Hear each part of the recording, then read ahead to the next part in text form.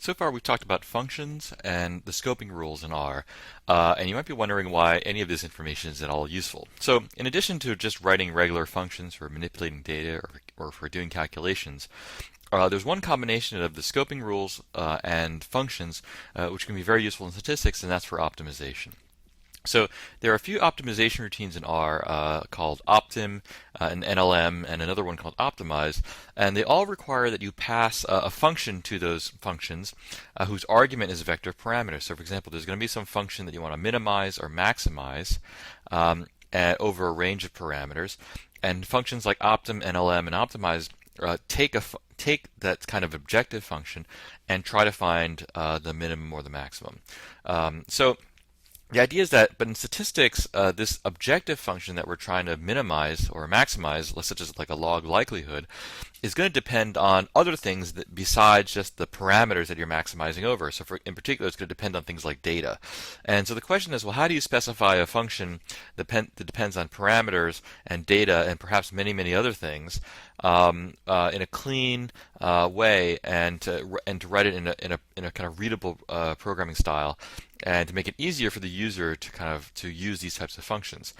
And furthermore, and when you're doing these kinds of optimizations, in many cases it's useful to hold certain parameters fixed. And so, for example, fix a parameter to a certain value, then optimize over the other parameters. So the basic idea with any optimization problem in R is you can create a constructor function which constructs the objective function. And then once the objective function the idea is that it would have all of the data and all the other things that it depends on would be kind of included in the defining environment of that function. So it would kind of carry along those other things like baggage, in its enclosing environment. And so that way you don't have to specify those things every time you call the function. The only thing that you need to specify is the value of the parameter. So for here I've written a constructor function that creates a negative log likelihood. So just as a note, most of the functions in like Optim and NLM and Optimize in R, they all attempt to minimize functions by default. And so when you write your objective functions, if they're designed to be maximized, then you have to kind of take the negative of those functions so that you can minimize them. So another thing is that all the code in this example will be on the website, so you can take a look at the code and try to run it yourself if you want. So here I've got a constructor function that's making a negative log likelihood because I want to minimize the negative log likelihood function. So this is my objective function. It's going to depend on some data, and so that's the argument. So the data is the first argument to this make.neglog-like function. The second argument is a logical vector called fixed, and it determines whether or not I want to fix some of the parameters. So now inside the constructor function, I define another function which takes an argument called p for the parameters, and this is going to be the parameter vector that I want to optimize over. So basically, what this function is going to do is going to return the log likelihood for a normal distribution, and I'm going to want to fit my data to this normal distribution. And so we know that a normal distribution has two parameters, a mean mu and a standard deviation sigma. So those are going to be the two parameters that I want to optimize over. And so here I'm just defining the log likelihood and taking the negative of it so that I can minimize it. And then what the constructor function does is it returns the function as the return value.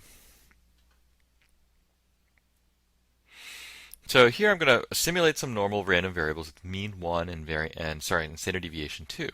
And then I'm going to make my constructor function. I'm going to call my constructor function with these random variables and create my NLL or negative log likelihood function.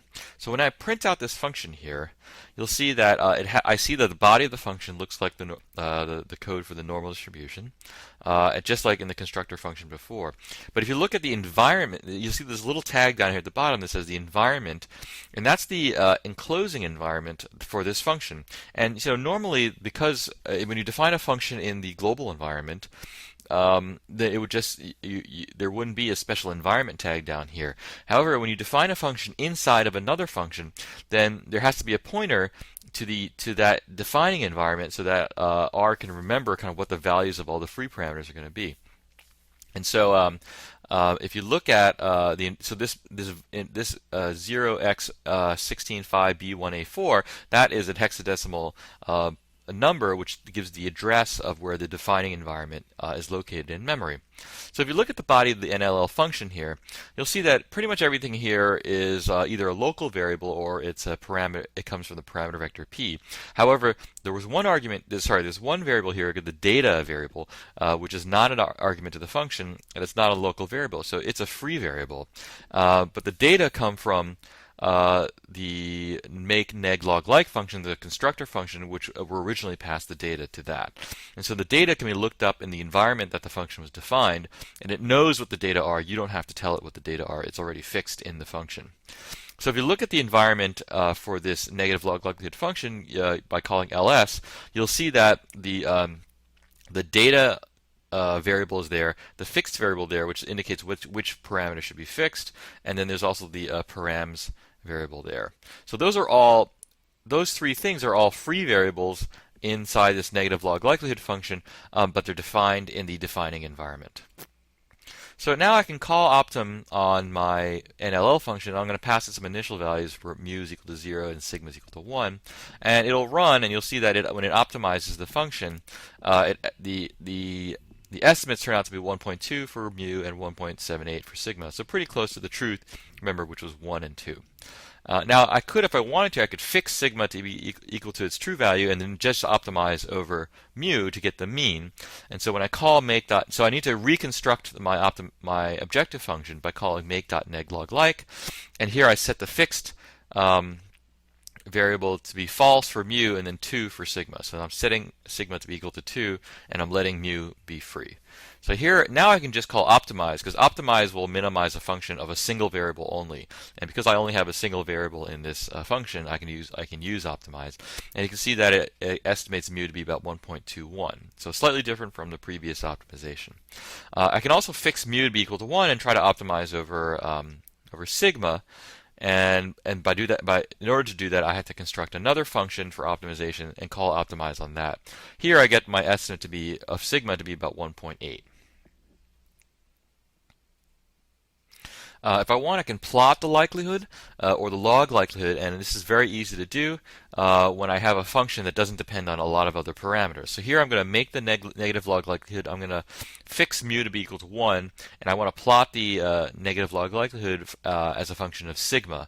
And so I construct my function here in NLL. I construct a sequence of grid values for the x-coordinate, and then I apply my NLL function to all those grid points and create my y variable. So now I can just plot this I can plot the x's and the y's and connect the dots using the type equal to L. Similarly, I can plot the negative log likelihood as a function of the mean by fixing sigma to equal to 2 and letting mu vary. And similarly, I create another grid of points, another set of grid points, and I evaluate the NLL function on those grid points, and I make a plot. So the nice thing about lexical scoping in R is that if you're doing minimization or optimization of some sort, you can build these objective functions which contain all the necessary data and all the other kind of bells and whistles that are required to evaluate that function into the enclosing environment of the function, so that when you call the objective function, you don't need to specify the data and all those other things every single time. They're kind of built into the environment, and they'll be automatically looked up in the right place.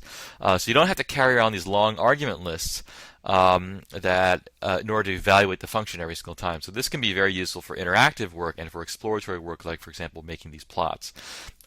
And so the code for these types of functions can be very simple and kind of clean, because you don't have to carry around these long argument lists. So just for reference, the main reference for this type of the lexical scoping rules in R is the paper in the Journal of Computational and Graphical Statistics called Lexical Scope and Statistical Computing.